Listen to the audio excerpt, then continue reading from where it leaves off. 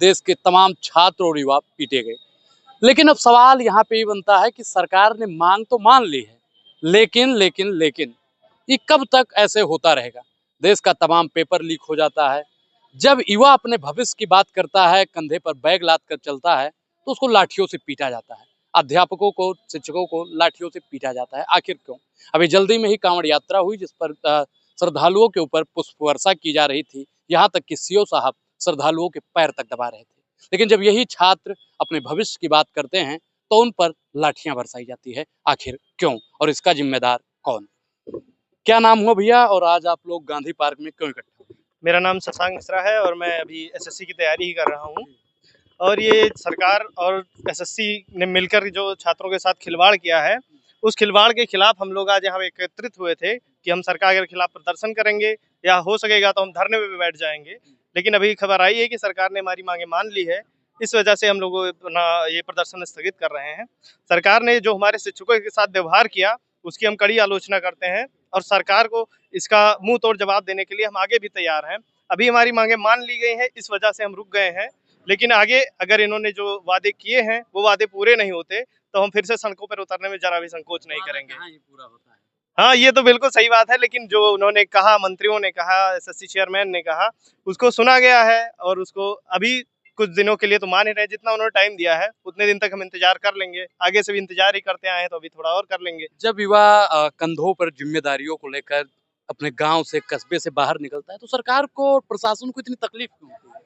क्योंकि उनको पता है कि अगर इंसान पढ़ लेगा, या कोई बच्चा पढ़ लेगा, तो वो सरकार से सीधा सवाल करेगा।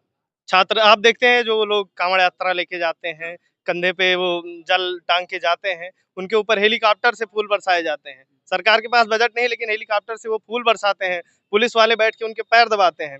लेकिन जब छात्र अपनी शिक्षा के लिए, अपनी शिक्षा की गुणवत्ता को सुधारने के लिए अगर सरकार से सवाल करता है, तो पुलिस उन पर लाठियां बरसाने में, थप्पड़ बरसाने में जरा भी संकोच नहीं करती है। उनको उठाकर जेल में डाल दिया जाता है, तमाम तरह के मुकदमे लिख दिए जाते हैं। हमें भी परमिशन के लिए हम गए, तो हमें भी यही कहा गया कि आप ये बिना मतलब का काम मत कीजिए, आपका काम पढ़ना है, आप ये कीजिए, वो कीजिए, ये सब समझाया गया। हमने कहा जब हम पढ़ रहे हैं, आप पढ़ने नहीं दे रहे हैं, हमारी पढ़ाई में आप आके व्यवधान डाल रहे हैं, तो हमें ये मजबूरी बस करना पड़ेगा। उन्होंने कहा कि ये बहुत लाठियां पड़ेंगी आपको। हमने कहा हम लाठियां खाने को भी तैयार हैं। भाई, जब हमारा भविष्य पढ़ाई में है, आप हमारा भविष्य बर्बाद कर रहे हैं, तो लाठियां भी खा लेंगे। भविष्य कौन बर्बाद कर रहा है? भविष्य सरकार, एसएससी और ये जो ठेकेदार हैं इनके, जो शिक्षा की गुणवत्ता के साथ खिलवाड़ कर रहे हैं, ये लोग बर्बाद कर रहे हैं। टीसीएस का क्या मसला है? टीसीएस परीक्षा कराती थी अभी एक सेंटर है पवन गंगा, उन्होंने तो कहा कि टीसीएस ने वो अपने आदमी भेज करके, हाँ, आदमी भेज के वो परीक्षा में व्यवधान डालने का वो किया। टीसीएस परीक्षा कराती, फिर उन्होंने पता नहीं कहाँ से एडुकेटी को बुला लिया। ये ब्लैक लिस्टेड कंपनी, इसने जितने पेपर करवाए सारे के सारे पेपर लीक हुए हैं। अब इसको एसएससी जैसी प्रतिष्ठित एग्जाम, जिसमें पूरे देश के लोग भाग लेते हैं, पता नहीं कितने स्टाफ का ये सिलेक्शन करवाती है, उसमें आप ऐसी कंपनी को, एक लचर कंपनी जिसका कोई ट्रैक रिकॉर्ड ही नहीं है, आप उसको दे रहे हैं। कोई प्रतिष्ठित कंपनी हो, बड़ी कंपनी हो, उसको दीजिए कि ढंग के। ये आपको सिस्टम ही प्रोवाइड नहीं करा पा रहे हैं। ऑनलाइन एग्जाम है, आपका माउस ही नहीं चल रहा है, तो आप क्या लिखेंगे, कितना भी पढ़ के जाएं। क्या नाम हुआ आपका, और कब तक ऐसा चलता रहेगा? मेरा नाम अंकित सम्राट है और ऐसा चलता रहेगा। हमको लगता है ये सरकार चूंकि 2014 से बनी है, तब से तमाम चीजें, विसंगतियां जो भी हैं सिस्टम में देखने को मिल रही हैं। अदम गोडवी जी की एक लाइन है कि तुम्हारी फाइलों में मौसम गुलाबी है, हमारी फाइलों में गांव का मौसम गाँव का गुलाबी है। मौसम गुलाबी है, ये दावा झूठे हैं, आंकड़ा किताबी है। ठीक, तो ये जो दावा करती है सरकार, जो ये आंकड़े देती है, जो आंकड़ा इसे दी थी कि 2 करोड़ हम रोजगार देंगे, 15 लाख रुपया देंगे खाते में, तमाम प्रकार के दावे किए हैं इस सरकार ने, तो ये सब झूठे हैं और इस पर खरा नहीं उतरती है। और आए दिन देखने को मिलता है, अभी पेपर लीक हुआ था और एसएससी के प्रोटेस्ट में तमाम sir, Aditya Ranjan sir, Neetu ma'am और गगन प्रताप सर, तमाम सर के ऊपर लाठीचार्ज की गई, तमाम घटनाएं हुई, उनको प्रताड़ित किया गया। तो ये सब हमारी सरकार की देन रही है और इसको जल्द ही हम लोग उखाड़ फेंकेंगे। सरकार का इसमें क्या रोल है? आप लोग सरकार को, हर चीज में सरकार को लपेट देते हैं। आप लोग पढ़ेंगे नहीं, आप लोग जाके प्रोटेस्ट करेंगे तो लाठियां तो पड़ेंगी। जब एक बात मैं कहना चाहूंगा, जब सड़कें खाली हो जाती हैं, संसद आवारा हो जाती है।